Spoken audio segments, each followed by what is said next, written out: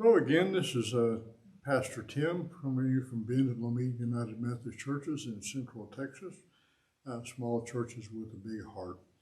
We are talking about a variety of things in the scriptures, but we're going to take a break and talk about the church year. Some folks don't understand what the church year is, so I thought we'd do some talking about that, some explanation. There are three major holidays that come in the Christian year. Most of those we're familiar with: Christmas and Easter, and Pentecost is the third holiday that's at one time was maybe the biggest holiday in the life of the church, and later on, the birth and death and resurrection occurred. It occurred to me as I was thinking about it that all three were about birth. One is Jesus' birth into the world. One is his rebirth out of the tomb into a spiritual being and presence in the world. And the third one, Pentecost, is about the birth of the church. So there are three cases of birthing. The primary focus on the church year is the life of Jesus. So it's retelling by the time of the year the story about Jesus and then the story about the church. So it's a teaching tool. It's something that we can remember. The first of the year is in preparation for Christmas, and that is Advent. That will start oftentimes the Sunday of Thanksgiving, but this year the Sunday after that first Sunday, the first Sunday in December, will be the beginning of preparations for the birth of Christ. Now that means that this is the next Sunday is the beginning of the new year.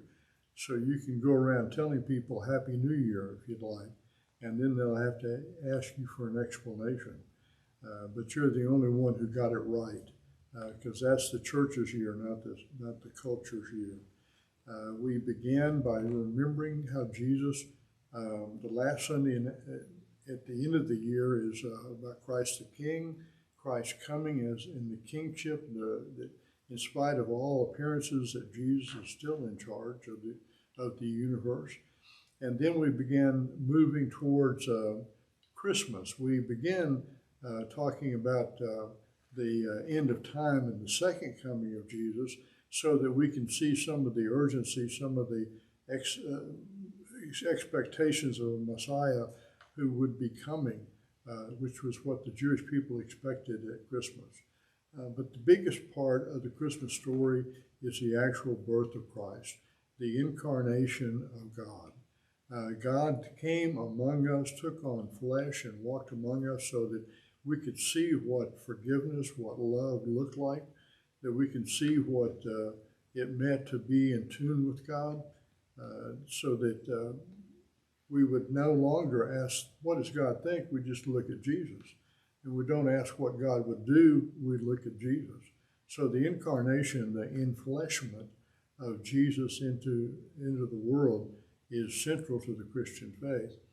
And then we move along for his life. We come up to the baptism when Jesus began his ministry, and we begin to talk about baptism. What does it mean that we are baptized?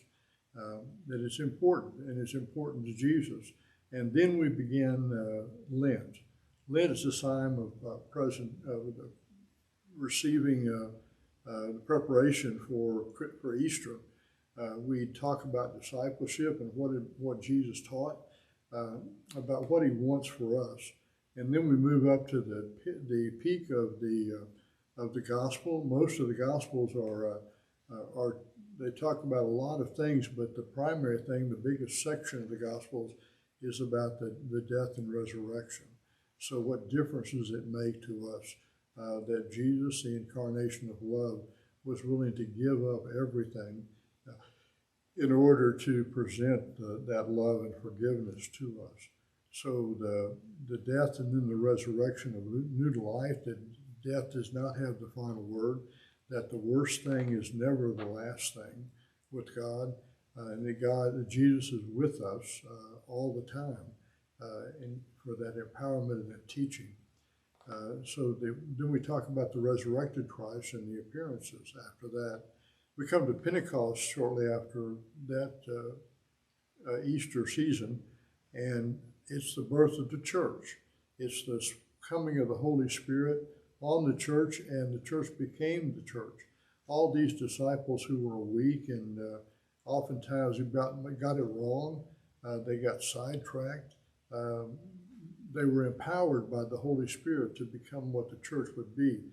Without the Holy Spirit, the church would not have had the power or the wisdom to continue on. It would have been a weak movement, but they transformed the kind of haphazard ragamuffin followers of Jesus into a dynamic, world-changing, world-conquering institution, and they go out into the world.